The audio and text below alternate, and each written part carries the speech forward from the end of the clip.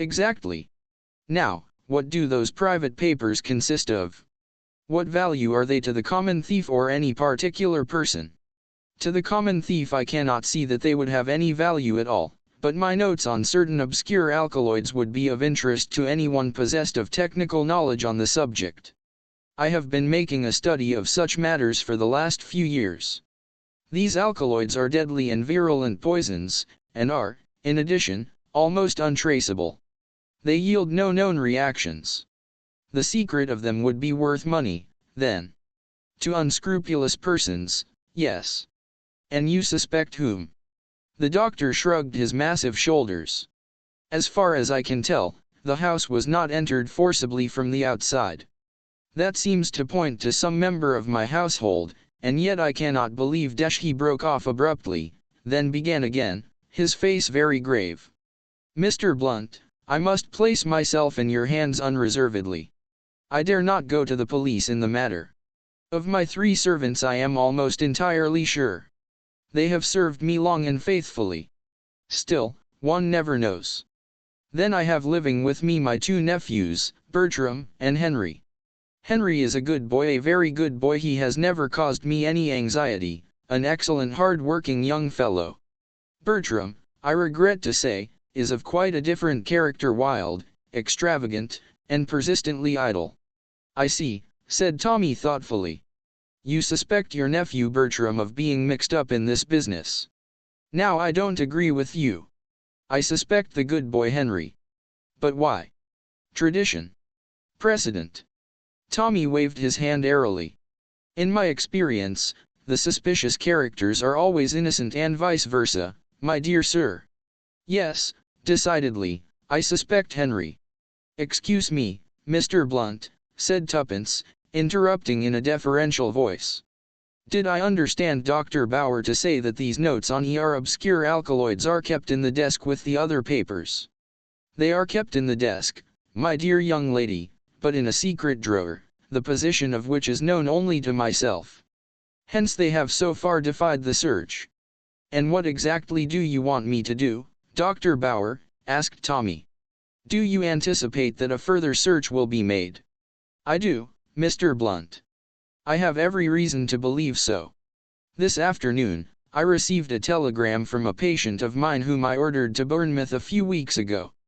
The telegram states that my patient is in a critical condition, and begs me to come down at once.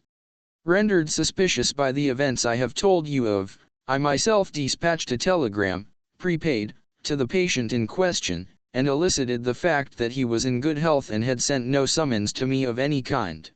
It occurred to me that if I pretended to have been taken in, and duly departed to Bournemouth, we should have a very good chance of finding the miscreants at work. They or he will doubtless wait until the household has retired to bed before commencing operations. I suggest that you should meet me outside my house at 11 o'clock this evening, and we will investigate the matter together. Hoping, in fact, to catch them in the act. Tommy drummed thoughtfully on the table with a paper knife. Your plan seems to me an excellent one, Dr. Bauer. I cannot see any hitch in it. Let me see, your address is dash. The Larches, Hangman's Lane, rather a lonely part, I am afraid. But we command magnificent views over the heath. Quite so, said Tommy. The visitor rose. Then I shall expect you tonight, Mr. Blunt. Outside the Larches at, shall we say, 5 minutes to 11 to be on the safe side. Certainly. 5 minutes to 11. Good afternoon, Dr. Bauer. Tommy rose, pressed the buzzer on his desk, and Albert appeared to show the client out. The doctor walked with a decided limp, but his powerful physique was evident in spite of it. An ugly customer to tackle, murmured Tommy to himself. Well, Tuppence, old girl, what do you think of it? I'll tell you in one word, said Tuppence. Clubfoot. What? I said clubfoot. My study of the classics has not been in vain. Tommy, this thing's a plant. Obscure alkaloids indeed, I never heard a weaker story. Even I did not find it very convincing, admitted her husband. Did you see his eyes on the letter? Tommy, he's one of the gang. They've got wise to the fact that you're not the real Mr. Blunt, and they re-out for our blood. In that case, said Tommy, opening the side cupboard, and surveying his rows of books with an affectionate eye. Our role is easy to select. We are the brothers Oakwoodle and I am Desmond, he added firmly. Tuppence shrugged her shoulders. All right. Have it your own way. I'd just as soon be Francis. Francis was much the more intelligent of the two. Desmond always gets into a mess, and Francis turns up as the gardener or something in the nick of time, and saves the situation. Al said Tommy, but I shall be a super Desmond when I arrive at the Larches. Tuppence interrupted him unceremoniously. You're not going to Hampstead tonight. Why not? Walk into a trap with your eyes shut. No, my dear girl, walk into a trap with my eyes open. There's a lot of difference. I think our friend Dr. Bauer will get a little surprise. I don't like it, said Tuppence. You know what happens when Desmond disobeys the chief's orders, and acts on his own. Our orders were quite clear. To send on the letters at once and to report immediately on anything that happened. You've not got it quite right, said Tommy. We were to report immediately if anyone came in and mentioned the number 16. Nobody has. That's a quibble, said Tuppence. It's no good. I've got a fancy for playing a lone hand. My dear old Tuppence, I shall be all right. I shall go armed to the teeth. The essence of the whole thing is that I shall be on my guard and they won't know it. The chief will be patting me on the back for a good night's work.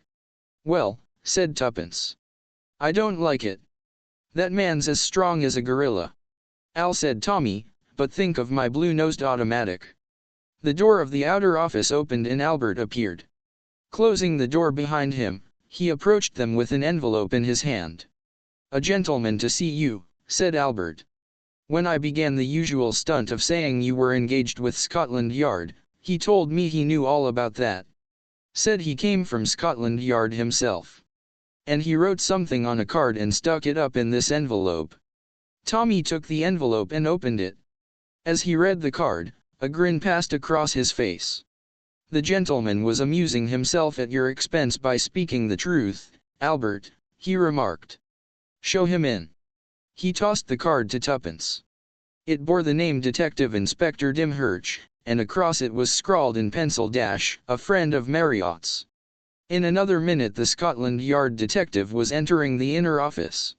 In appearance, Inspector Dimhurch was of the same type as Inspector Marriott, short and thick-set, with shrewd eyes. Good afternoon, said the detective breezily. Marriott's away in South Wales, but before he went, he asked me to keep an eye on you two, and on this place in general. Oh. Bless you, sir, he went on, as Tommy seemed about to interrupt him, we know all about it. It's not our department, and we don't interfere. But somebody's got wise lately to the fact that all is not what it seems. You've had a gentleman here this afternoon. I don't know what he called himself, and I don't know what his real name is, but I know just a little about him. Enough to want to know more. Am I right in assuming that he made a date with you for some particular spot this evening? Quite right. I thought as much. 16, Westerham Road, Finsbury Park. Was that it? You're wrong there, said Tommy with a smile. Dead wrong. The Larches, Hampstead. Dimhurch seemed honestly taken aback. Clearly he had not expected this. I don't understand it, he muttered. It must be a new layout. The Larches, Hampstead, you said? Yes. I'm to meet him there at 11 o'clock tonight. Don't you do it, sir. There, burst from Tuppence. Tommy flushed. If you think, Inspector he began heatedly. But the inspector raised a soothing hand. I'll tell you what I think, Mr. Blunt. The place you want to be at 11 o'clock tonight is here in this office. What? Cried Tuppence, astonished. Here in this office. Never mind how I know departments overlap sometimes, but you got one of those famous blue letters today. Old what's his name is after that. He lures you up to Hampstead, makes quite sure of your being out of the way, and steps in here at night when all the building is empty and quiet to have a good search round at his leisure. But why should he think the letter would be here? He'd know I should have it on me or else have passed it on. Begging your pardon, sir, that's just what he wouldn't know. He may have tumbled to the fact that you're not the original Mr. Blunt, but he probably thinks that you're a bona fide gentleman who's bought the business. In that case, the letter would be all in the way of regular business and would be filed as such. I see, said Tuppence. And that's just what we've got to let him think. We'll catch him red-handed here tonight. So that's the plan, is it? Yes. It's the chance of a lifetime. Now, let me see, what's the time? 6 o'clock. What time do you usually leave here, sir? About 6. You must seem to leave the place as usual. Actually, we'll sneak back to it as soon as possible. I don't believe they'll come here till about 11, but of course they might. If you'll excuse me, I'll just go and take a look round outside and see if I can make out anyone watching the place. Dimhurch departed, and Tommy began an argument with Tuppence. It lasted some time and was heated and acrimonious. In the end Tuppence suddenly capitulated. All right, she said. I give in. I'll go home, and sit there like a good little girl whilst you tackle crooks and hobnob with detectives, but you wait, young man. I'll be even with you yet for keeping me out of the fun. Dimhurch returned at that moment. Coast seems clear enough, he said. But you can't tell. Better seem to leave in the usual manner. They won't go on watching the place once you've gone. Tommy called Albert, and gave him instructions to lock up. Then the four of them made their way to the garage nearby where the car was usually left. Tuppence drove and Albert sat beside her. Tommy and the detective sat behind. Presently they were held up by a block in the traffic. Tuppence looked over her shoulder and nodded. Tommy and the detective opened the right-hand door, and stepped out into the middle of Oxford Street. In a minute or two Tuppence drove on. 6. The adventure of the sinister stranger, continued. Better not go in just yet, said Dimhurch as he and Tommy hurried into Haleham Street. You've got the key all right. Tommy nodded. Then what about a bite of dinner? It's early, but there's a little place here right opposite. We'll get a table by the window, so that we can watch the place all the time. They had a very welcome little meal, in the manner the detective had suggested. Tommy found Inspector Dimhurch quite an entertaining companion. Most of his official work had lain amongst international spies, and he had tales to tell which astonished his simple listener. They remained in the little restaurant until 8 o'clock, when Dimhurch suggested a move.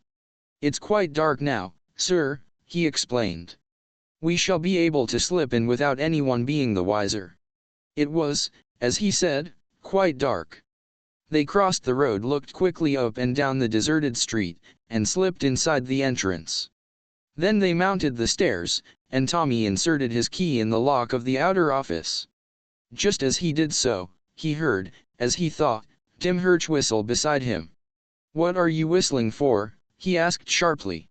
I didn't whistle, said Dimhurch, very much astonished. I thought you did. Well, someone began Tommy. He got no further. Strong arms seized him from behind, and before he could cry out, a pat of something sweet and sickly was pressed over his mouth and nose. He struggled valiantly, but in vain. The chloroform did its work. His head began to whirl and the floor heaved up and down in front of him. Choking, he lost consciousness. He came to himself painfully but in full possession of his faculties. The chloroform had been only a whiff. They had kept him under long enough to force a gag into his mouth and ensure that he did not cry out. When he came to himself, he was half lying, half sitting, propped against the wall in a corner of his own inner office. Two men were busily turning out the contents of the desk, and ransacking the cupboards, and as they worked they cursed freely. "Swelp me, governor," said the taller of the two hoarsely, "we've turned the whole bloody place upside down and inside out. It's not there." "It must be here," snarled the other. "It isn't on him. And there's no other place it can be." As he spoke he turned, and to Tommy's utter amazement he saw that the last speaker was none other than Inspector Dimhurch. The latter grinned when he saw Tommy's astonished face. "So our young friend is awake again," he said. And a little surprised, yes, a little surprised. But it was so simple. We suspect that all is not as it should be with the International Detective Agency. I volunteer to find out if that is so, or not. If the new Mr. Blunt is indeed a spy, he will be suspicious, so I send first my dear old friend Karl Bauer. Karl is told to act suspiciously and pitch an improbable tale. He does so, and then I appear on the scene. I use the name of Inspector Marriott to gain confidence. The rest is easy. He laughed. Tommy was dying to say several things, but the gag in his mouth prevented him. Also, he was dying to do several things mostly with his hands and feet, but alas, that too had been attended to. He was securely bound. The thing that amazed him most was the astounding change in the man standing over him. As Inspector Dimhurch, the fellow had been a typical Englishman. Now, no one could have mistaken him for a moment for anything but a well-educated foreigner who talked English perfectly without trace of accent. "Coggins, my good friend," said the erstwhile inspector, addressing his ruffianly-looking associate. "Take your life preserver and stand by the prisoner. I am going to remove the gag. You understand, my dear Mr. Blunt, do you not, that it would be criminally foolish on your part to cry out? But I am sure you do. For your age, you are quite an intelligent lad." Very deftly he removed the gag, and stepped back. Tommy eased his stiff jaws, rolled his tongue round his mouth, swallowed twice and said nothing at all. "I congratulate you on your restraint," said the other. "You appreciate the position, I see. Have you nothing at all to say?" "What I have to say will keep," said Tommy. "And it won't spoil by waiting." "Al, what I have to say will not keep. In plain English, Mr. Blunt, where is that letter?" "My dear fellow, I don't know," said Tommy cheerfully. "I haven't got it. But you know that as well as I do. I should go on looking about if I were you. I like to see you and friend Coggins playing hide and seek together." The other's face darkened. "You are pleased to be flippant, Mr. Blunt. You see that square box over there? That is Coggins' little outfit. In it there is vitriol. Yes, vitriol. And irons that can be heated in the fire, so that they are red hot and burn." Tommy shook his head sadly. "An error in diagnosis," he murmured. "Tuppence and I labeled this adventure wrong. It's not a clubfoot story. It's a bulldog Drummond, and you are the inimitable Carl Peterson." "What is this nonsense you are talking?" snarled the other. "Al," said Tommy. "I see you are unacquainted with the classics. A pity. Ignorant fool. Will you do what we want or will you not? Shall I tell Coggins to get out his tools and begin?" "Don't be so impatient," said Tommy. "Of course I'll do what you want, as soon as you tell me what it is. You don't suppose I want to be carved up like a filleted sole and fried on a gridiron? I loathe being hurt." Dimhurch looked at him in contempt. "God! What cowards are these English! Common sense, my dear fellow, merely common sense. Leave the vitriol alone, and let us come down to brass tacks. I want the letter. I've already told you I haven't got it. We know that. We also know who must have it. The girl." "Very possibly you're right," said Tommy. "She may have slipped it into her handbag when your pal Carl startled us." "Oh, you do not deny. That is wise. Very good, you will write to this Tuppence, as you call her, bidding her bring the letter here immediately." "I can't do that," began Tommy. The other cut in before he had finished the sentence. "Al, you can't? Well, we shall soon see." "Coggins, don't be in such a hurry," said Tommy. "And do wait for the end of the sentence. I was going to say that I can't do that unless you untie my arms. Hang it all, I'm not one of those freaks who can write with their noses or their elbows." "You are willing to write, then?" "Of course. Haven't I been telling you so all along? I'm all out to be pleasant and obliging. You won't do anything unkind to Tuppence, of course?" "I'm sure you won't. She's such a nice girl." "We only want the letter," said Dimhurch, but there was a singularly unpleasant smile on his face. At a nod from him, the brutal Coggins kneeled down and unfastened Tommy's arms. The latter swung them to and fro. "That's better," he said cheerfully. "Will kind Coggins hand me my fountain pen? It's on the table, I think, with my other miscellaneous property." Scowling, the man brought it to Hire, and provided a sheet of paper. "Be careful what you say," Dimhurch said menacingly. "We leave it to you, but failure means death, and slow death at that." "In that case," said Tommy, "I will certainly do my best." He reflected a minute or two, then began to scribble rapidly. "How will this do?" he asked, handing over the completed epistle. "Dear Tuppence, can you come along at once and bring that blue letter with you? We want to decode it here and now. In haste, Francis." "Francis?" queried the bogus inspector, with lifted eyebrows. "Was that the name she called you?" "As you weren't at my christening," said Tommy, "I don't suppose you can know whether it's my name or not. But I think the cigarette case you took from my pocket is a pretty good proof that I'm speaking the truth." The other stepped over to the table and took up the case, read "Francis from Tuppence," with a faint grin, and laid it down again. "I am glad to find you are behaving so sensibly," he said. "Coggins, give that note to Vasily. He is on guard outside. Tell him to take it at once."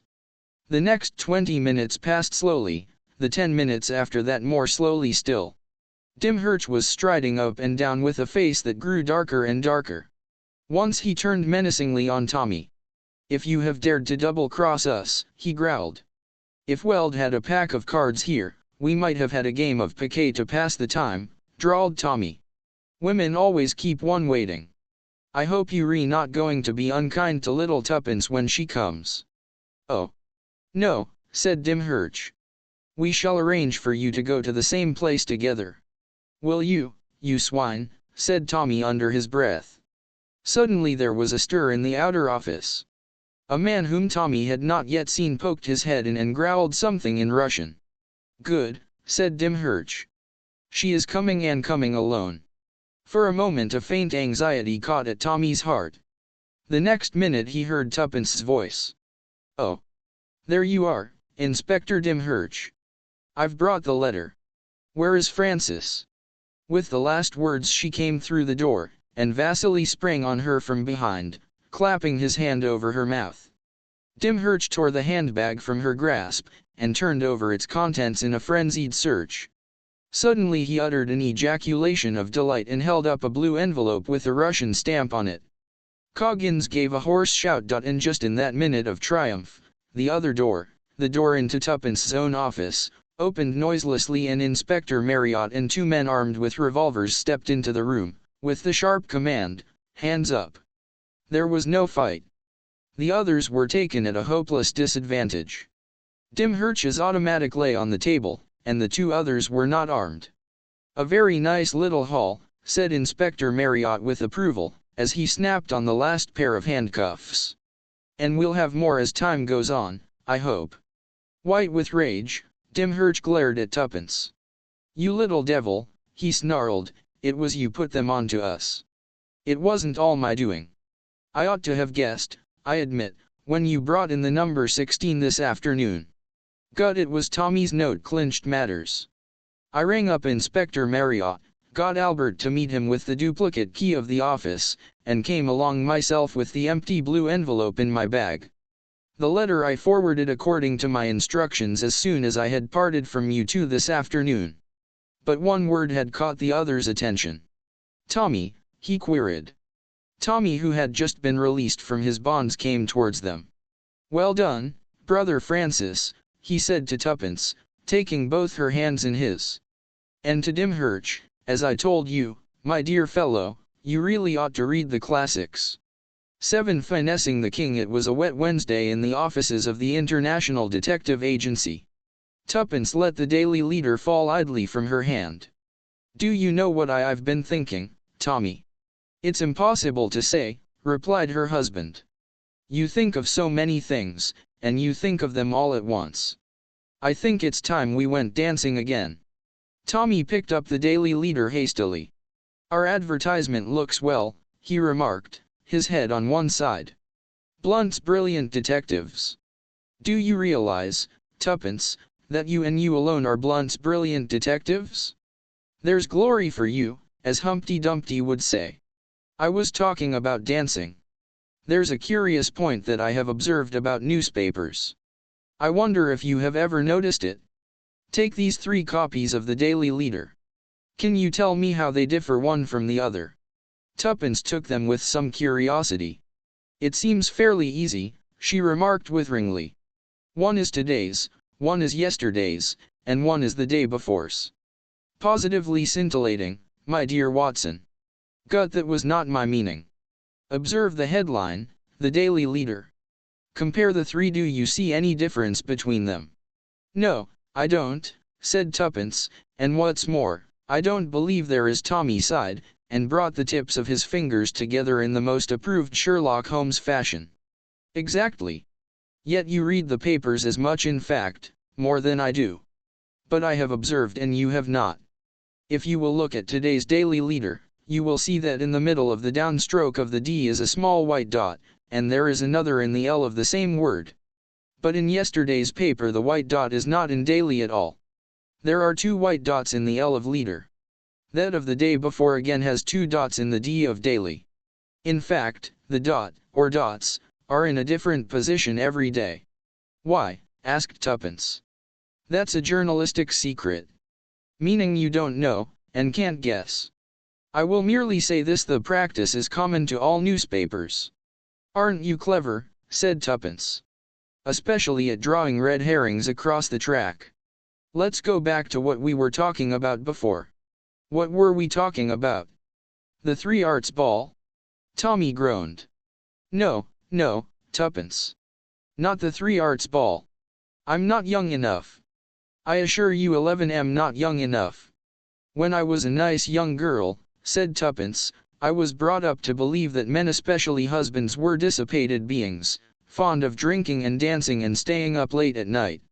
It took an exceptionally beautiful and clever wife to keep them at home. Another illusion gone. All the wives I know are hankering to go out and dance, and weeping because their husbands will wear bedroom slippers and go to bed at 9:30. And you do dance so nicely, Tommy dear, gently with the butter, Tuppence. As a matter of fact, said Tuppence, it's not purely for pleasure that I want to go. I'm intrigued by this advertisement. She picked up the Daily Leader again, and read it out. I should go 3 hearts. 12 tricks. Ace of spades. Necessary to finesse the king. Rather an expensive way of learning bridge, was Tommy's comment. Don't be an ass. That's nothing to do with bridge. You see, I was lunching with a girl yesterday at the Ace of Spades. It's a queer little underground den in Chelsea, and she told me that it's quite the fashion at these big shows to trundle round there in the course of the evening for bacon and eggs and Welsh rabbits, bohemian sort of stuff. It's got screened-off booths all round it. Pretty hot place, I should say. And your idea is dash. 3 hearts stands for the 3 Arts Ball tomorrow night, 12 tricks is 12 o'clock, and the Ace of Spades is the Ace of Spades. And what about its being necessary to finesse the king? Well, that's what I thought we'd find out. I shouldn't wonder if you weren't right, Tuppence, said Tommy magnanimously. But I don't quite see why you want to butt in upon other people's love affairs. I shan't butt in. What I'm proposing is an interesting experiment in detective work. We need practice. Business is certainly not too brisk, agreed Tommy. All the same, Tuppence, what you want is to go to the 3 Arts Ball and dance. Talk of red herrings. Tuppence laughed shamelessly. Be a sport, Tommy. Try and forget you're 32 and have got 1 gray hair in your left eyebrow. I was always weak where women were concerned, murmured her husband. Have I got to make an ass of myself in fancy dress? Of course, but you can leave that to me. I've got a splendid idea. Tommy looked at her with some misgiving. He was always profoundly mistrustful of Tuppence's brilliant ideas. When he returned to the flat on the following evening, Tuppence came flying out of her bedroom to meet him. It's come, she announced. What's come? The costume. Come and look at it. Tommy followed her. Spread out on the bed was a complete fireman's kit with shining helmet. "Good God," groaned Tommy. "Have I joined the Wembley Fire Brigade?" "Guess again," said Tuppence. "You haven't caught the idea yet. Use your little grey cells, mon ami. Scintillate, Watson. Ge a bull that has been more than 10 minutes in the arena." "Wait a minute," said Tommy. "I begin to see. There is a dark purpose in this.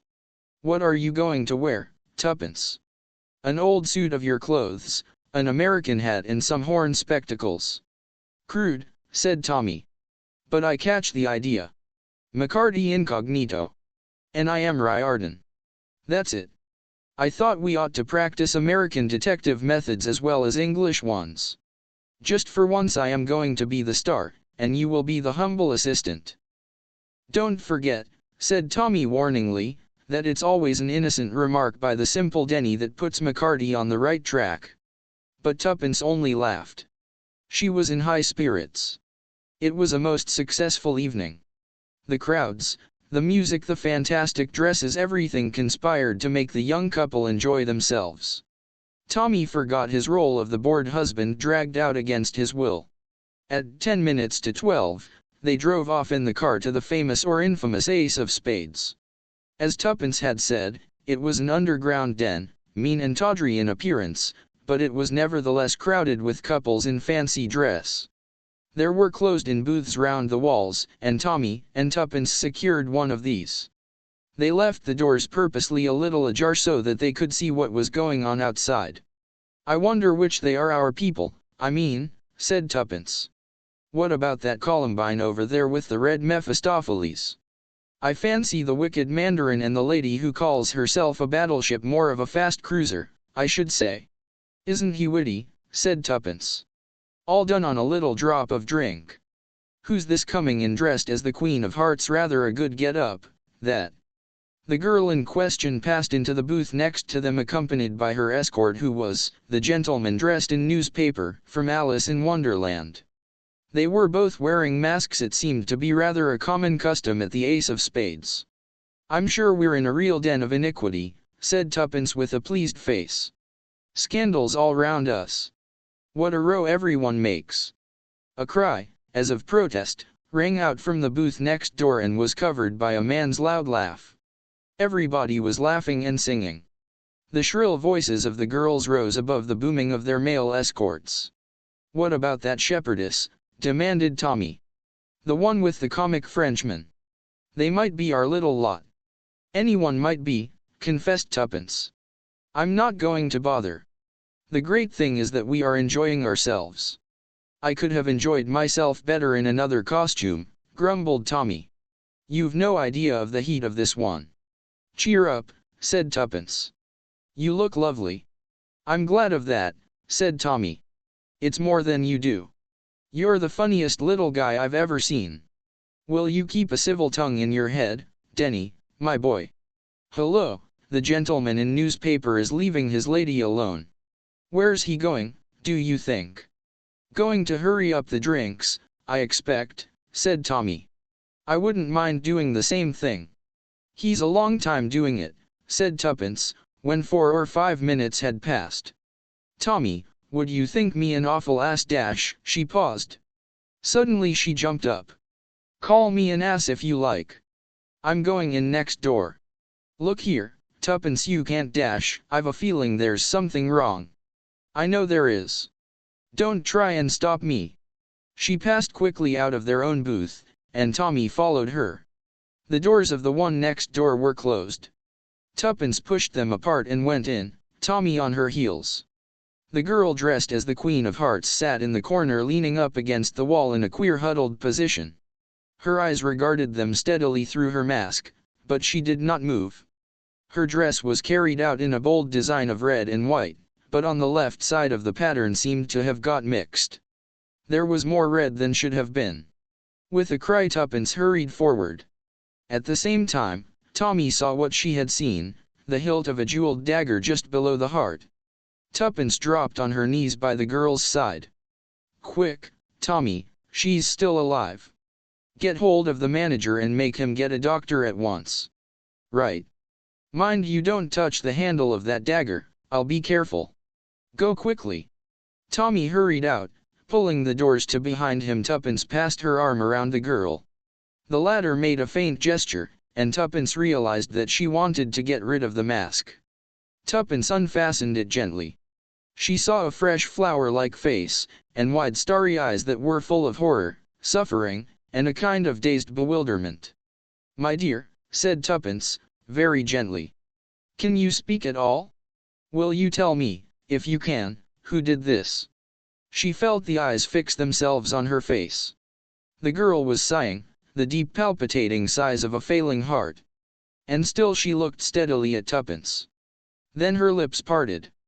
"Bingo did it, she said in a strained whisper. Then her hands relaxed, and she seemed to nestle down on Tuppence's shoulder. Tommy came in, 2 men with him. The bigger of the 2 came forward with an air of authority, the word, "Doctor," written all over him. Tuppence relinquished her burden. "She's dead, I'm afraid," she said with a catch in her voice. The doctor made a swift examination. "Yes," he said. "Nothing to be done. We had better leave things as they are till the police come." "How did the thing happen?" Tuppence explained rather haltingly, slurring over her reasons for entering the booth. "It's a curious business," said the doctor. "You heard nothing?" "I heard her give a kind of cry, but then the man laughed." "Naturally I didn't think." "Naturally not," agreed the doctor. "And the man wore a mask, you say? You wouldn't recognize him?" "I'm afraid not." "Would you, Tommy?" "No. Still there is his costume." "The first thing will be to identify this poor lady," said the doctor. "After that, well, I suppose the police will get down to things pretty quickly. It ought not to be a difficult case. Ah, here they come." 8. The gentleman dressed in newspaper. It was after 3 o'clock when, weary and sick at heart, the husband and wife reached home. Several hours passed before Tuppence could sleep.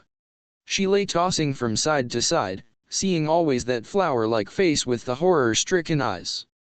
The dawn was coming in through the shutters when Tuppence finally dropped off to sleep. After the excitement, she slept heavily and dreamlessly. It was broad daylight when she awoke to find Tommy, up and dressed, standing by the bedside, shaking her gently by the arm. "Wake up, old thing. Inspector Marriott and another man are here and want to see you." "What time is it?" "Just on 11. I'll get Alice to bring you your tea right away." "Yes, do. Tell Inspector Marriott I'll be there in 10 minutes. A quarter of an hour later, Tuppence came hurrying into the sitting room. Inspector Marriott, who was sitting looking very straight and solemn, rose to greet her. "Good morning, Mrs. Beresford. This is Sir Arthur Merivale."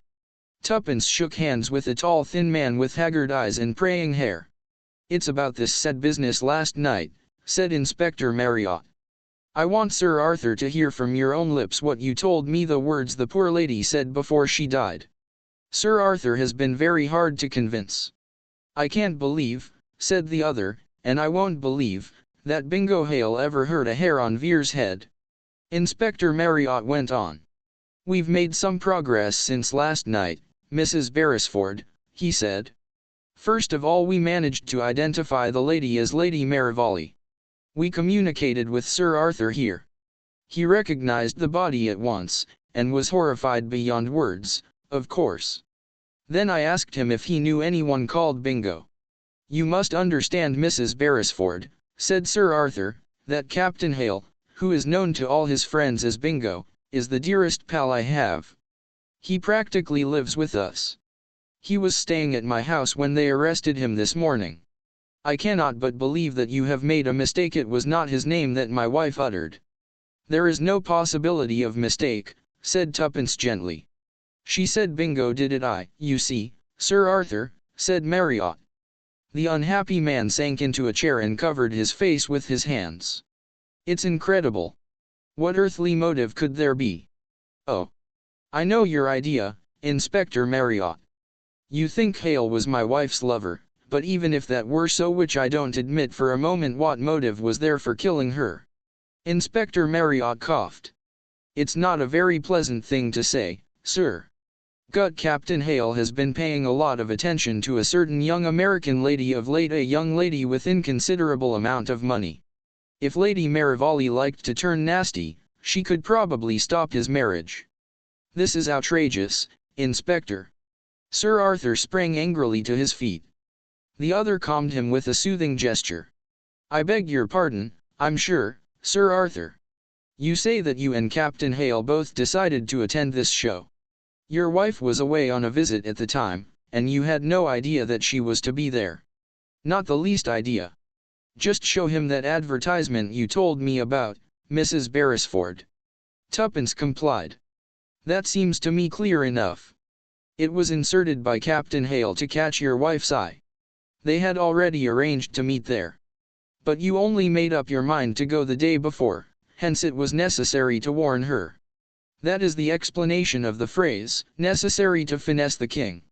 You ordered your costume from a theatrical firm at the last minute, but Captain Hale's was a homemade affair. He went as the gentleman dressed in newspaper. Do you know, Sir Arthur, what we found clasped in the dead lady's hand? A fragment torn from a newspaper. My men have orders to take Captain Hale's costume away with them from your house. I shall find it at the yard when I get back. If there's a tear in it corresponding to the missing piece, well, it'll be the end of the case. You won't find it, said Sir Arthur. I know Bingo Hale. Apologizing to Tuppence for disturbing her, they took their leave. Late that evening, there was a ring at the bell, and somewhat to the astonishment of the young pair, Inspector Marriott once more walked in. I thought Blunt's brilliant detectives would like to hear the latest developments, he said, with a hint of a smile. They would, said Tommy. Have a drink. He placed materials hospitably at Inspector Marriott's elbow. It's a clear case, said the latter, after a minute or two.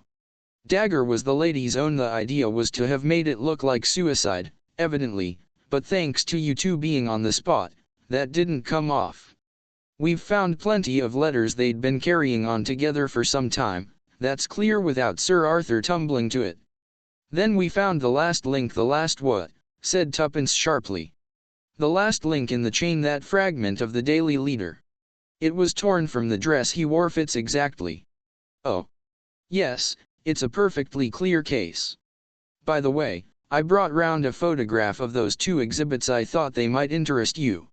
It's very seldom that you get such a perfectly clear case. Tommy, said Tuppence, when her husband returned from showing the Scotland Yard man out. Why do you think Inspector Marriott keeps repeating that it's a perfectly clear case? I don't know. Smug satisfaction, I suppose. Not a bit of it. He's trying to get us irritated. You know, Tommy, butchers, for instance, know something about meat, don't they? I should say so, but what on earth and in the same way, greengrocers know all about vegetables, and fishermen about fish. Detectives, professional detectives, must know all about criminals. They know the real thing when they see it, and they know when it isn't the real thing. Marriott's expert knowledge tells him that Captain Hale isn't a criminal, but all the facts are dead against him. As a last resource, Marriott is egging us on, hoping against hope that some little detail or other will come back to us, something that happened last night which will throw a different light on things. Tommy, why shouldn't it be suicide, after all? Remember what she said to you. I know, but take that a different way. It was Bingo's doing, his conduct, that drove her to kill herself. It's just possible. Just. Gut, it doesn't explain that fragment of newspaper. Let's have a look at Marriott's photographs. I forgot to ask him what Hale's account of the matter was. I asked him that in the hall just now. Hale declared he had never spoken to Lady Marivalli at the show.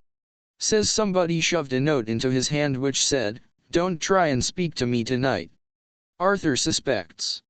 He couldn't produce the piece of paper, though, and it doesn't sound a very likely story. Anyway, you and I know he was with her at the Ace of Spades because we saw him. Tuppence nodded and pored over the two photographs. One was a tiny fragment with the legend Daily Ellie and the rest torn off. The other was the front sheet of the Daily Leader with the small round tear at the top of it. There was no doubt about it. The two fitted together perfectly. "What are all those marks down the side?" asked Tommy. "Stitches," said Tuppence. "Whereas was sewn to the others, you know." "I thought it might be a new scheme of dots," said Tommy. Then he gave a slight shiver. "My word, Tuppence, how creepy it makes one feel. To think that you and I were discussing dots and puzzling over that advertisement all as light-hearted as anything." Tuppence did not answer. Tommy looked at her, and was startled to observe that she was staring ahead of her, her mouth slightly open, and a bewildered expression on her face. "Tuppence," said Tommy gently, shaking her by the arm. "What's the matter with you? Are you just going to have a stroke or something?" But Tuppence remained motionless. Presently she said in a faraway voice, "Dennis Riordan." Said Tommy staring. "It's just as you said. One simple innocent remark. Find me all this week's daily leaders. What are you up to?" "I'm being McCarty. I've been worrying round, and thanks to you, I've got a notion at last. This is the front sheet of Tuesday's paper. I seem to remember that Tuesday's paper was the one with 2 dots in the L of leader. This has a dot in the D of daily and 1 in the L too. Get me the papers and let's make sure." They compared them anxiously. Tuppence had been quite right in her remembrance. "You see? This fragment wasn't torn from Tuesday's paper." "But Tuppence, we can't be sure. It may merely be different editions."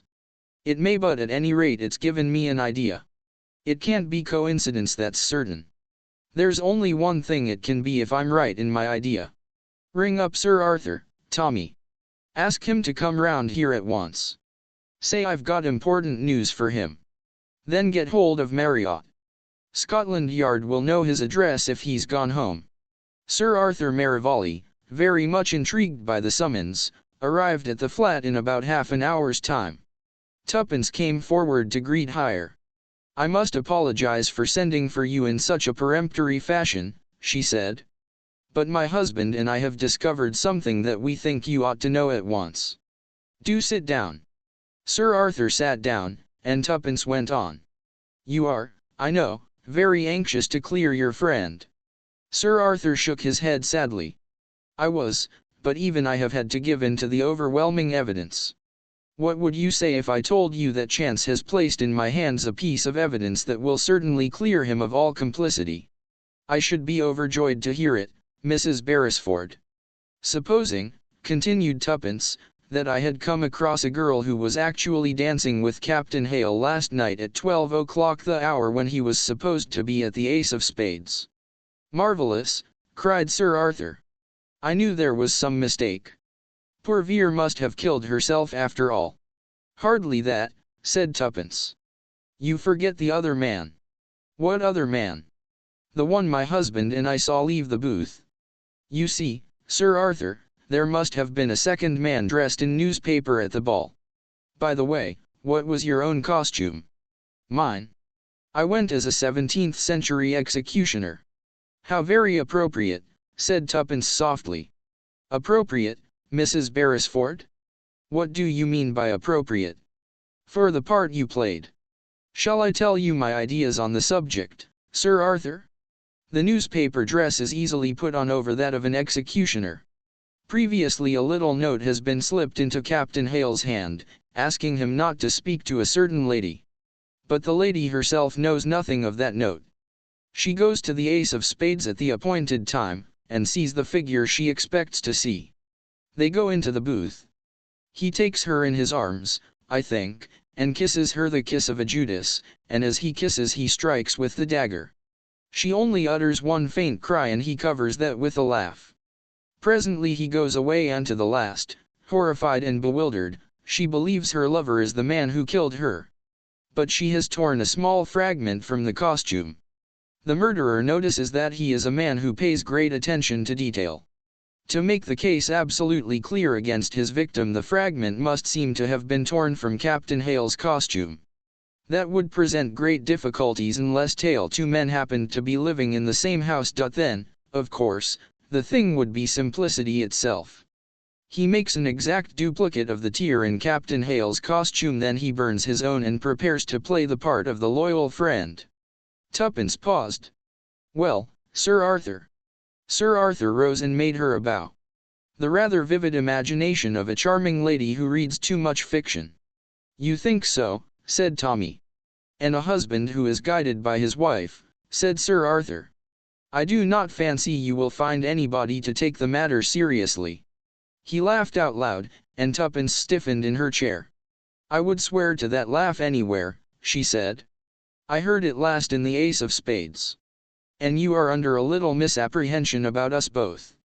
Beresford is our real name, but we have another. She picked up a card from the table and handed it to him. Sir Arthur read it aloud. International Detective Agency. He drew his breath sharply. So that is what you really are.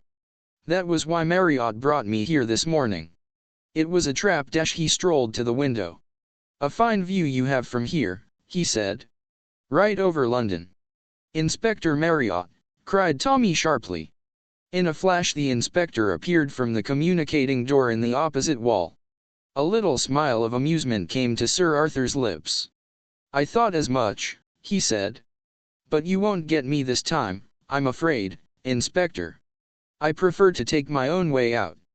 And, putting his hands on the sill, he vaulted clean through the window. Tuppence shrieked and clapped her hands to her ears to shut out the sound. She had already imagined the sickening thud far beneath. Inspector Marriott uttered an oath. We should have thought of the window, he said. Though, mind you, it would have been a difficult thing to prove. I'll go down and see to things. Poor devil, said Tommy slowly. If he was fond of his wife but the inspector interrupted him with a snort. Fond of her? That's as may be.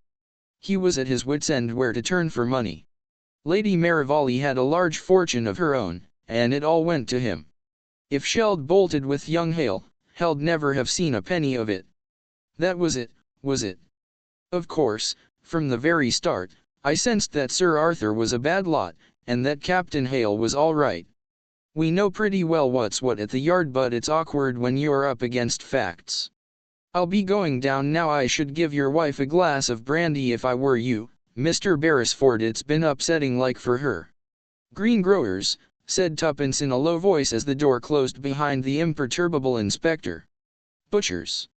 Fishermen. Detectives. I was right, wasn't I? He knew. Tommy, who had been busy at the sideboard, approached her with a large glass. Drink this. What is it? Brandy. No, it's a large cocktail suitable for a triumphant McCarty. Yes, Marriott's right all round. That was the way of it. A bold finesse for game and rubber. Tuppence nodded. But he finessed the wrong way round. And so, said Tommy. Exit the king. 9. The case of the missing lady. The buzzer on Mr. Blunt's desk, International Detective Agency, manager, Theodore Blunt, uttered its warning call. Tommy and Tuppence both flew to their respective peepholes, which commanded a view of the outer office. There it was Albert's business to delay the prospective clients with various artistic devices. I will see, sir, he was saying. But I'm afraid Mr. Blunt is very busy just at present. He is engaged with Scotland Yard on the phone just now. I'll wait, said the visitor. I haven't got a card with me, but my name is Gabriel Stavinson. The client was a magnificent specimen of manhood, standing over 6 feet high. His face was bronzed and weather-beaten, and the extraordinary blue of his eyes made an almost startling contrast to the brown skin. Tommy swiftly made up his mind. He put on his hat, picked up some gloves, and opened the door. He paused on the threshold. This gentleman is waiting to see you, Mr. Blunt, said Albert. A quick frown passed over Tommy's face. He took out his watch. I am due at the Duke's at 11:15, he said. Then he looked keenly at the visitor. I can give you a few minutes if you will come this way. The latter followed him obediently into the inner office where Tuppence was sitting demurely with pad and pencil. My confidential secretary, Miss Robinson, said Tommy. Now, sir, perhaps you will state your business? Beyond the fact that it is urgent, that you came here in a taxi, and that you have lately been in the Arctic or possibly the Antarctic. I know nothing." The visitor stared at him in amazement. "But this is marvelous," he cried. "I thought detectives only did such things in books. Your office boy did not even give you my name." Tommy sighed deprecatingly. "Tut tut, all that was very easy," he said. "The rays of the midnight sun within the Arctic Circle have a peculiar action upon the skin. The actinic rays have certain properties. I am writing a little monograph on the subject shortly. Gut, all this is wide of the point. What is it that has brought you to me in such distress of mind? To begin with, Mr. Blunt, my name is Gabriel Stevenson, Al, of course," said Tommy. "The well-known explorer. You have recently returned from the region of the North Pole, I believe." "I landed in England 3 days ago. A friend who was cruising in northern waters brought me back on his yacht. Otherwise I should not have got back for another fortnight. Now I must tell you, Mr. Blunt, that before I started on this last expedition 2 years ago, I had the great good fortune to become engaged to Mrs. Maurice Lee Gordon." Tommy interrupted. Mrs. Lee Gordon was, before her marriage, the Honourable Hermione Crane, second daughter of Lord Lanchester, reeled off Tuppence glibly. Tommy threw her a glance of admiration. "Her first husband was killed in the war," added Tuppence. Gabriel Stevenson nodded. "That is quite correct. As I was saying, Hermione and I became engaged. I offered, of course, to give up this expedition, but she wouldn't hear of such a thing, bless her. She's the right kind of woman for an explorer's wife. Well, my first thought on landing was to see Hermione. I sent a telegram from Southampton, and rushed up to town by the first train. I knew that she was living for the time being with an aunt of hers, Lady Susan Clonray, in Pont Street, and I went straight there. To my great disappointment, I found that Hermie was away visiting some friends in Northumberland.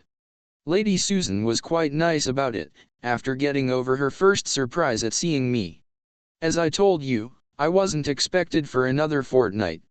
She said Hermie would be returning in a few days' time. Then I asked for her address, but the old woman hummed and hawed, said Hermie was staying at one of 2 different places, and that she wasn't quite sure what order she was taking them in. I may as well tell you, Mr. Blunt, that Lady Susan and I have never got on very well. She's one of those fat women with double chins. I loathe fat women, always have fat women, and fat dogs are an abomination unto the Lord, and unfortunately they so often go together. It's an idiosyncrasy of mine, I know, but there it is, I never can get on with a fat woman." "Fashion agrees with you, Mr. Stevenson," said Tommy drily. "And everyone has their own pet aversion. That of the late Lord Roberts was cats. Mind you, I'm not saying that Lady Susan isn't a perfectly charming woman. She may be, but I've never taken to her. I've always felt, deep down, that she disapproved of our engagement, and I feel sure that she would influence Hermie against me if that were possible. I'm telling you this for what it's worth. Count it out as prejudice, if you like. Well, to go on with my story, I'm the kind of obstinate brute who likes his own way. I didn't leave Pont Street until I'd got out of her the names and addresses of the people Hermie was likely to be staying with. Then I took the mail train north. You are, I perceive, a man of action, Mr. Stevenson," said Tommy, smiling. "The thing came upon me like a bombshell. Mr. Blunt, none of these people had seen a sign of Hermie. Of the 3 houses, only one had been expecting her. Lady Susan must have made a bloomer over the other 2, and she had put off her visit there at the last moment by telegram. I returned post-haste to London, of course, and went straight to Lady Susan. I will do her the justice to say that she seemed upset. She admitted that she had no idea where Hermie could be. All the same, she strongly negatived any idea of going to the police. She pointed out that Hermie was not a silly young girl, but an independent woman who had always been in the habit of making her own plans. She was probably carrying out some idea of her own. I thought it quite likely that Hermie didn't want to report all her movements to Lady Susan. God, I was still worried. I had that queer feeling one gets when something is wrong. I was just leaving when a telegram was brought to Lady Susan. She read it with an expression of relief and handed it to me. It ran as follows: "Changed my plans, just off to Monte Carlo for a week, Hermie." Tommy held out his hand. "You have got the telegram with you?" "No, I haven't. But it was handed in at Malden, Surrey. I noticed that at the time, because it struck me as odd. What should Hermie be doing at Malden? She'd no friends there that I had ever heard of. You didn't think of rushing off to Monte Carlo in the same way that you had rushed north?" "I thought of it, of course. But I decided against it. You see, Mr. Blunt, whilst Lady Susan seemed quite satisfied by that telegram, I wasn't. It struck me as odd that she should always telegraph, not write. A line or two in her own handwriting would have set all my fears at rest. But anyone can sign a telegram, Hermie." The more I thought it over, the more uneasy I got. In the end I went down to Malden. That was yesterday afternoon. It's a fair-sized place, good links there and all that, 2 hotels. I inquired everywhere I could think of, but there wasn't a sign that Hermie had ever been there. Coming back in the train I read your advertisement, and I thought I'd put it up to you. If Hermie has really gone off to Monte Carlo, I don't want to set the police on her track and make a scandal, but 11am not going to be sent off on a wild goose chase myself. I stay here in London, in case there's been foul play of any kind." Tommy nodded thoughtfully. "What do you suspect exactly?" "I don't know. But I feel there's something wrong." With a quick movement, Stevenson took a case from his pocket and laid it open before them. "That is Hermione," he said. "I will leave it with you." The photograph represented a tan willowy woman, no longer in her first youth, but with a charming frank smile and lovely eyes. "Now, Mr. Stevenson," said Tommy. "There is nothing you have omitted to tell me?" "Nothing whatever. No detail, however small." "I don't think so." Tommy sighed. "That makes the task harder," he observed. "You must often have noticed, Mr. Stevenson, in reading of crime, how one small detail is all the great detective needs to set him on the track. I may say that this case presents some unusual features. I have, I think, practically solved it already, but time will show." He picked up a violin which lay on the table, and drew the bow once or twice across the strings. Tuppence ground her teeth and even the explorer blenched. The performer laid the instrument down again. "A few chords from Miskovsky," he murmured. "Leave me your address, Mr. Stevenson, and I will report progress to you." As the visitor left the office, Tuppence grabbed the violin and putting it in the cupboard turned the key in the lock. "Little syringe in a bottle labeled cocaine, but for God's sake leave that violin alone. If that nice explorer man hadn't been as simple as a child, he'd have seen through you. Are you going on with the Sherlock Holmes touch?" "I flatter myself that I have carried it through very well so far," said Tommy with some complacence. "The deductions were good, weren't they? I had to risk the taxi. After all, it's the only sensible way of getting to this place. It's lucky I had just read the bit about his engagement in this morning's Daily Mirror," remarked Tuppence. "Yes, that looked well for the efficiency of Blunt's brilliant detectives. This is decidedly a Sherlock Holmes case. Even you cannot have failed to notice the similarity between it and the disappearance of Lady Frances Carfax. Do you expect to find Mrs. Lee Gordon's body in a coffin? Logically, history should repeat itself. Actually, well, what do you think?" "Well," said Tuppence, "the most obvious explanation seems to be that for some reason or other Herney, as he calls her, is afraid to meet her fiancé, and that Lady Susan is backing her up. In fact, to put it bluntly, she's come a cropper of some kind, and has got the wind up about it." "That occurred to me also," said Tommy.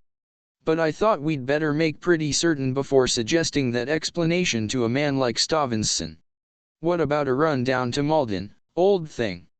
And it would do no harm to take some golf clubs with us." Tuppence agreeing, the International Detective Agency was left in the charge of Albert. Malden, though a well-known residential place, did not cover a large area. Tommy and Tuppence, making every possible inquiry that ingenuity could suggest, nevertheless drew a complete blank. It was as they were returning to London that a brilliant idea occurred to Tuppence.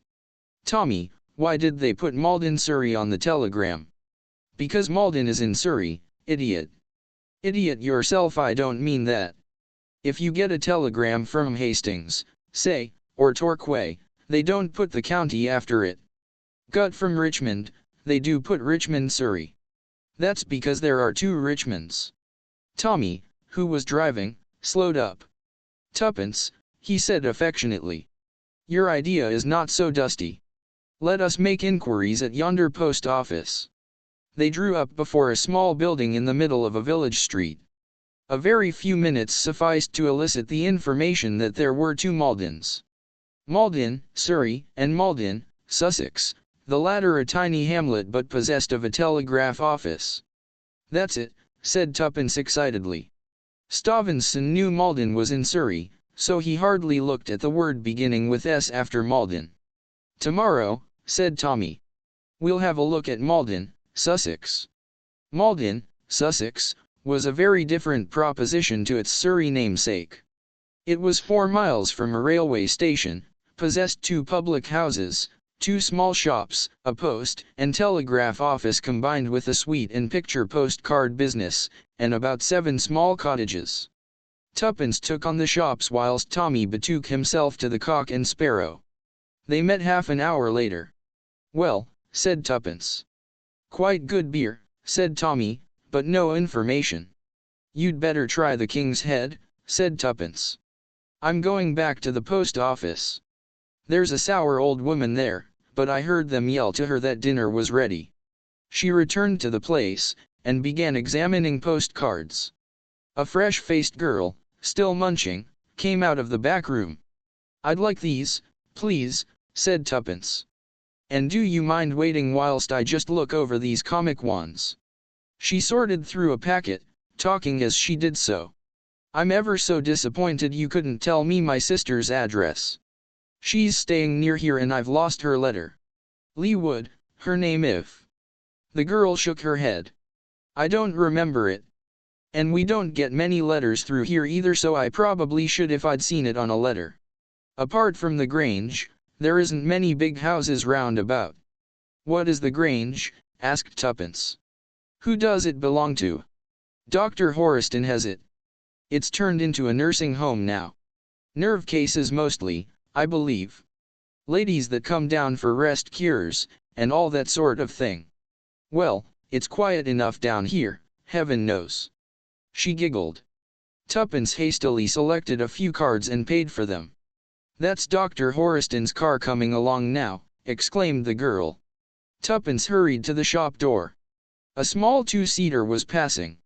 At the wheel was a tall dark man with a neat black beard and a powerful, unpleasant face. The car went straight on down the street. Tuppence saw Tommy crossing the road towards her. "Tommy, I believe I've got it. Dr. Horiston's nursing home. I heard about it at the King's Head, and I thought there might be something in it. But if she's had a nervous breakdown or anything of that sort, her aunt and her friends would know about it surely." Yes. I didn't mean that. Tommy, did you see that man in the 2-seater? Unpleasant-looking brute, yes. That was Dr. Horiston." Tommy whistled. "Shifty-looking beggar. What do you say about it, Tuppence? Shall we go and have a look at the Grange?" They found the place at last, a big rambling house, surrounded by deserted grounds, with a swift mill stream running behind the house. "Dismal sort of abode," said Tommy. "It gives me the creeps, Tuppence. You know, I've a feeling this is going to turn out a far more serious matter than we thought at first." "Oh. Don't. If only we are in time. That woman's in some awful danger, I feel it in my bones. Don't let your imagination run away with you. I can't help it. I mistrust that man. What shall we do?" "I think it would be a good plan if I went and rang the bell alone first, and asked boldly for Mrs. Lee Gordon just to see what answer I get. Because, after all, it may be perfectly fair and above board." Tuppence carried out her plan. The door was opened almost immediately by a manservant with an impassive face. I want to see Mrs. Lee Gordon if she is well enough to see me. She fancied that there was a momentary flicker of the man's eyelashes, but he answered readily enough. There is no one of that name here, madam. Oh. Surely. This is Dr. Horiston's place, the Grange, is it not? Yes, madam, but there is nobody of the name of Mrs. Lee Gordon here. Baffled, Tuppence was forced to withdraw and hold a further consultation with Tommy outside the gate. Perhaps he was speaking the truth. After all, we don't know. He wasn't. He was lying. I'm sure of it. Wait until the doctor comes back, said Tommy. Then I'll pass myself off as a journalist anxious to discuss his new system of rest cure with him. That will give me a chance of getting inside and studying the geography of the place. The doctor returned about half an hour later. Tommy gave him about 5 minutes, then he in turn marched up to the front door. Gut he too returned baffled. The doctor was engaged and couldn't be disturbed. And he never sees journalists. Tuppence, you're right. There's something fishy about this place. It's ideally situated miles from anywhere. Any mortal thing could go on here, and no one would ever know. Come on, said Tuppence with determination. What are you going to do? I'm going to climb over the wall and see if I can't get up to the house quietly without being seen. Right. I'm with you. The garden was somewhat overgrown, and afforded a multitude of cover. Tommy and Tuppence managed to reach the back of the house unobserved. Here there was a wide terrace, with some crumbling steps leading down from it. In the middle some French windows opened onto the terrace, but they dared not step out into the open, and the windows where they were crouching were too high for them to be able to look in. It did not seem as though their reconnaissance would be much use when suddenly Tuppence tightened her grasp of Tommy's arm. Someone was speaking in the room close to them. The window was open and the fragment of conversation came clearly to their ears. Come in, and shut the door," said a man's voice irritably. "A lady came about an hour ago, you said, and asked for Mrs. Lee Gordon." Tuppence recognized the answering voice as that of the impassive manservant. "Yes, sir. You said she wasn't here, of course." "Of course, sir. And now this journalist fellow," fumed the other. He came suddenly to the window, throwing up the sash, and the two outside, peering through a screen of bushes, recognized Dr. Horiston. "It's the woman I mind most about," continued the doctor. "What did she look like?" "Young, good-looking, and very smartly dressed, sir." Tommy nudged Tuppence in the ribs. "Exactly," said the doctor between his teeth. "As I feared. Some friend of the Lee Gordon woman's. It's getting very difficult. I shall have to take steps." He left the sentence unfinished. Tommy and Tuppence heard the door close. There was silence. Gingerly, Tommy led the retreat. When they had reached a little clearing not far away, but out of earshot from the house, he spoke. "Tuppence, old thing, this is getting serious. They mean mischief. I think we ought to get back to town at once and see Stevenson." To his surprise, Tuppence shook her head. "We must stay down here. Didn't you hear him say he was going to take steps? That might mean anything. The worst of it is we've hardly got a case to go to the police on, around here." "Perhaps that is the best plan," agreed her husband. "But, I say Tuppence well. Take care of yourself, won't you?" "Of course I shall, you silly old thing. Cut along." It was some 2 hours later that Tommy returned. He found Tuppence awaiting him near the gate. "Well, I couldn't get on to Stevenson. Then I tried Lady Susan. She was out too. Then I thought of ringing up old Brady. I asked him to look up Horiston in the medical directory or whatever the thing calls itself. Well, what did Dr. Brady say? Oh. He knew the name at once. Horiston was once a bona fide doctor, but he came a cropper of some kind.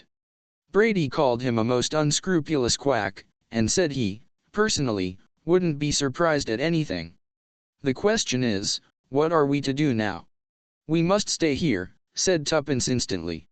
"I've a feeling they mean something to happen tonight. By the way, a gardener has been clipping ivy round the house." Tommy, I saw where he put the ladder. Good for you, Tuppence, said her husband appreciatively. Then tonight dash, as soon as it's dark dash, we shall see dash, what we shall see. Tommy took his turn at watching the house whilst Tuppence went to the village and had some food. Then she returned and they took up the vigil together. At 9 o'clock, they decided that it was dark enough to commence operations. They were now able to circle round the house in perfect freedom. Suddenly Tuppence clutched Tommy by the arm. Listen. The sound she had heard came again, borne faintly on the night air. It was the moan of a woman in pain. Tuppence pointed upward to a window on the first floor. It came from that room. She whispered again. That low moan rent the stillness of the night. The two listeners decided to put their original plan into action. Tuppence led the way to where she had seen the gardener put the ladder. Between them they carried it to the side of the house from which they had heard the moaning.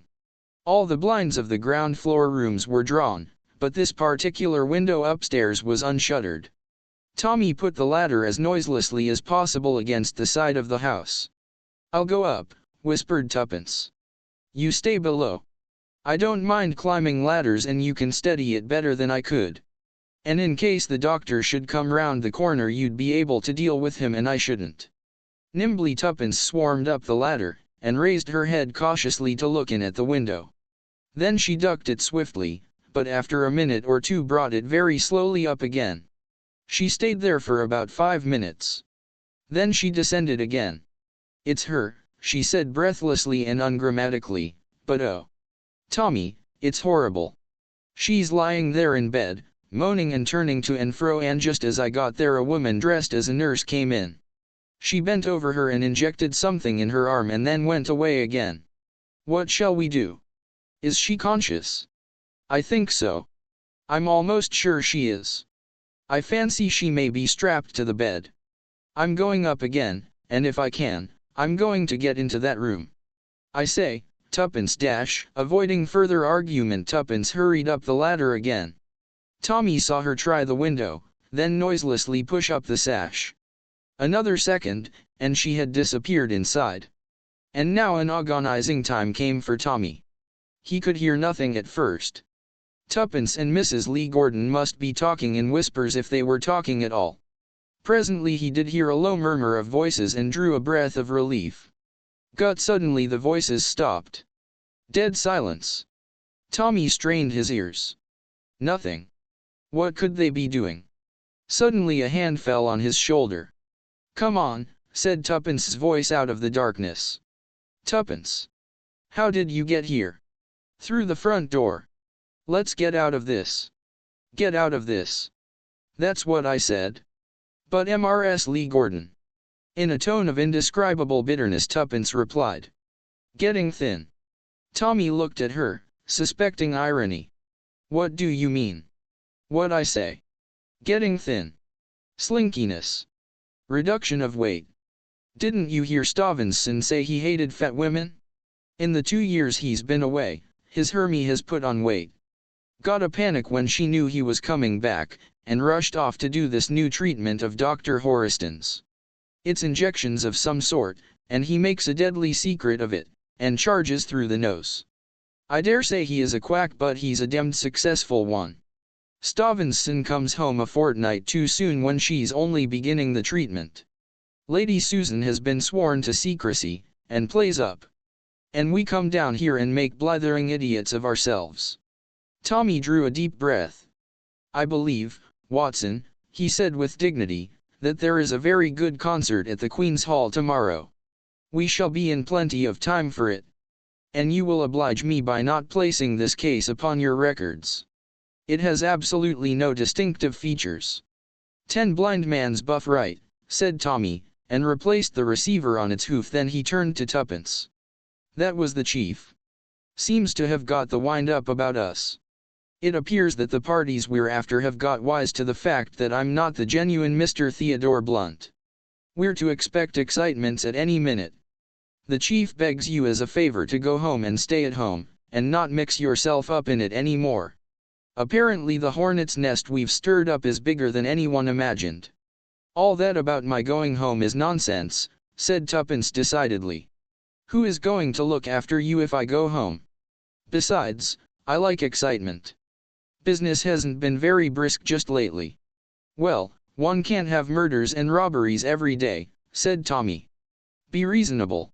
Now my idea is this. When business is slack, we ought to do a certain amount of home exercises every day, lie on our backs and wave our feet in the air. That sort of thing.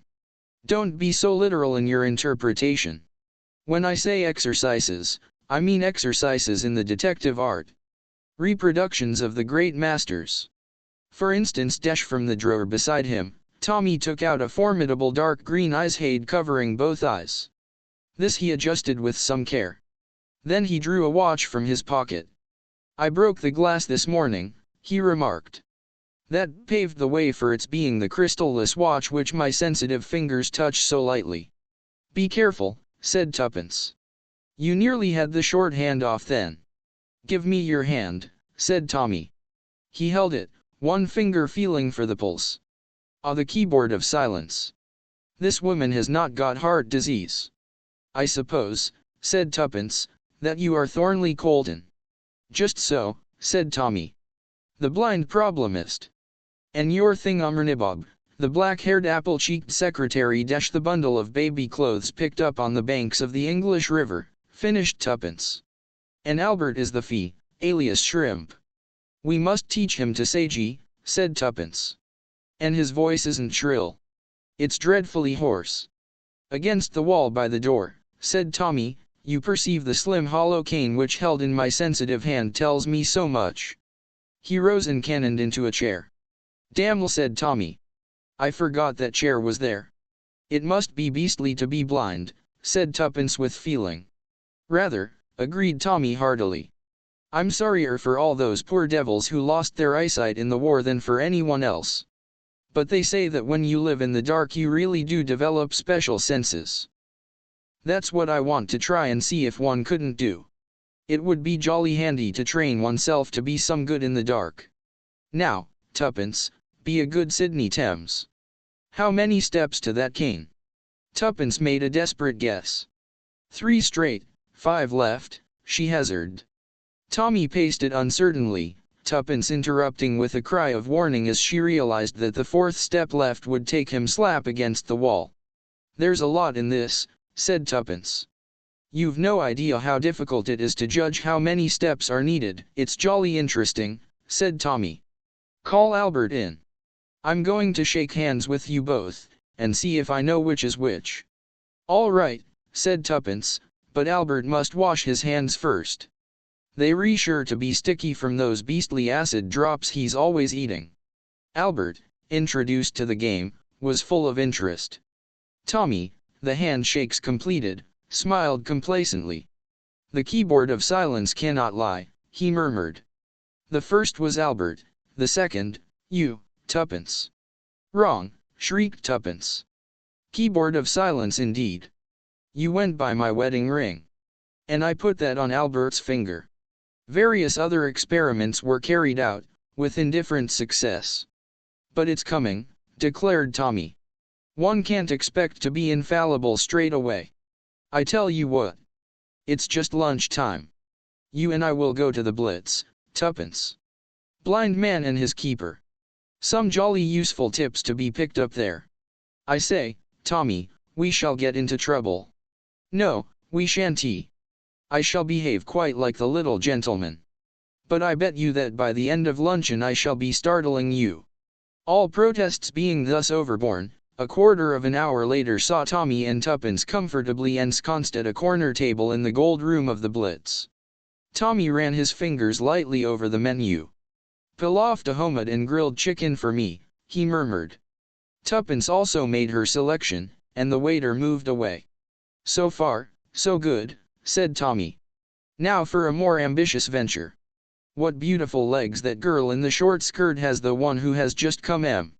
How was that done, Thorn? Beautiful legs impart a particular vibration to the floor which is received by my hollow cane. Or, to be honest, in a big restaurant there is nearly always a girl with beautiful legs standing in the doorway looking for her friends, and with short skirts going about, she'd be sure to take advantage of them. The meal proceeded. "The man 2 tables from us is a very wealthy profiteer, I fancy," said Tommy carelessly. "Pretty good," said Tuppence appreciatively. "I don't follow that one. I shan't tell you how it's done every time. It spoils my show. The head waiter is serving champagne 3 tables off to the right. A stout woman in black is about to pass our table. Tommy, how can you dash? Aha! You're beginning to see what I can do. That's a nice girl in brown just getting up at the table behind you." "Snoll," said Tuppence. "It's a young man in grey." "Oh," said Tommy, momentarily disconcerted. And at that moment 2 men who had been sitting at a table not far away, and who had been watching the young pair with keen interest, got up and came across to the corner table. "Excuse me," said the elder of the 2, a tall well-dressed man with an eyeglass and a small grey mustache. "But you have been pointed out to me as Mr. Theodore Blunt. May I ask if that is so?" Tommy hesitated a minute, feeling somewhat at a disadvantage. Then he bowed his head. "That is so. I am Mr. Blunt. What an unexpected piece of good fortune. Mr. Blunt, I was going to call at your offices after lunch. I am in trouble, very grave trouble. But excuse me, you have had some accident to your eyes." "My dear sir," said Tommy in a melancholy voice, "I am blind, completely blind." "What? You are astonished? But surely you have heard of blind detectives? In fiction? Never in real life. And I have certainly never heard that you were blind." "Many people are not aware of the fact," murmured Tommy. "I am wearing an eye shade today to save my eyeballs from glare. But without it, quite a host of people have never suspected my infirmity, if you call it that. You see, my eyes cannot mislead me. Got enough of all this? Shall we go at once to my office, or will you give me the facts of the case here?" "The latter would be best, I think." A waiter brought up 2 extra chairs, and the 2 men sat down. The second man, who had not yet spoken, was shorter, sturdy in build and very dark. "It is a matter of great delicacy," said the older man, dropping his voice confidentially. He looked uncertainly at Tuppence. Mr. Blunt seemed to feel the glance. "Let me introduce my confidential secretary," he said. "Miss Ganges. Found on the banks of the Indian River a mere bundle of baby clothes. Very sad history. Miss Ganges is my eyes. She accompanies me everywhere." The stranger acknowledged the introduction with a bow. "Then I can speak out. Mr. Blunt, my daughter, a girl of 16, has been abducted under somewhat peculiar circumstances. I discovered this half an hour ago. The circumstances of the case were such that I dared not call in the police. Instead, I rang up your office. They told me you were out to lunch, but would be back by 2:30. I came in here with my friend Captain Harker. The short man jerked his head and muttered something. By the greatest good fortune you happened to be lunching here also. We must lose no time. You must return with me to my house immediately." Tommy demurred cautiously. "I can be with you in half an hour. I must return to my office first." Captain Harker, turning to glance at Tuppence, may have been surprised to see a half-smile lurking for a moment at the corners of her mouth. "No, no, that will not do. You must return with me." The gray-haired man took a card from his pocket and handed it across the table. "That is my name." Tommy fingered it. "My fingers are hardly sensitive enough for that," he said with a smile, and handed it to Tuppence, who read out in a low voice, "The Duke of Blairgowrie." She looked with great interest at their client. The Duke of Blairgowrie was well known to be a most haughty and inaccessible nobleman who had married as a wife the daughter of a Chicago pork butcher, many years younger than himself, and of a lively temperament that augured ill for their future together. There had been rumors of disaccord lately. "You will come at once, Mr. Blunt," said the Duke, with a tinge of acerbity in his manner. Tommy yielded to the inevitable. "Miss Ganges and I will come with you," he said quietly. "You will excuse my just stopping to drink a large cup of black coffee? They will serve it immediately. I am subject to very distressing headaches, the result of my eye trouble, and the coffee steadies my nerves."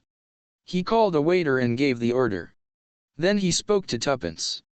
"Miss Ganges, I am lunching here tomorrow with the French prefect of police. Just note down the luncheon, and give it to the head waiter with instructions to reserve me my usual table. I am assisting the French police in an important case. The fee he paused is considerable. Are you ready, Miss Ganges?" "Quite ready," said Tuppence, her stylo poised. "We win start with that special salad of shrimps that they have here. Then to follow, let me see, to follow, yes. Omelette blitz, and perhaps a couple of tournedos 6-1 étranger." He looked up, catching the Duke's eye. "You will forgive me, I hope," he murmured. "Ah yes, souffle and surprise. That will conclude the repast. A most interesting man, the French prefect. You know him, perhaps?" The other replied in the negative, as Tuppence rose and went to speak to the head waiter. Presently she returned, just as the coffee was brought. Tommy drank a large cup of it, sipping it slowly, then rose. "My cane, Miss Ganges?" "Thank you. Directions, please." It was a moment of agony for Tuppence. "One right, 18 straight. About the 5th step, there is a waiter serving the table on your left." Swinging his cane jauntily, Tommy set out. Tuppence kept close beside him, and endeavored unobtrusively to steer him. All went well until they were just passing out through the doorway. A man entered rather hurriedly, and before Tuppence could warn the blind Mr. Blunt, he had barged right into the newcomer. Explanations and apologies ensued. At the door of the Blitz a smart landaulet was waiting. The Duke himself aided Mr. Blunt to get in. "Your car here, Harker?" he asked over his shoulder. "Yes. Just round the corner. Take Miss Ganges in it, will you?" Before another word could be said, he had jumped in beside Tommy, and the car rolled smoothly away. "A very delicate matter," murmured the Duke. "I can soon acquaint you with all the details." Tommy raised his hand to his head. "I can remove my eyes shade now," he observed pleasantly. It was only the glare of artificial light in the restaurant necessitated its use. But his arm was jerked down sharply. At the same time he felt something hard and round being poked between his ribs. "No, my dear Mr. Blunt.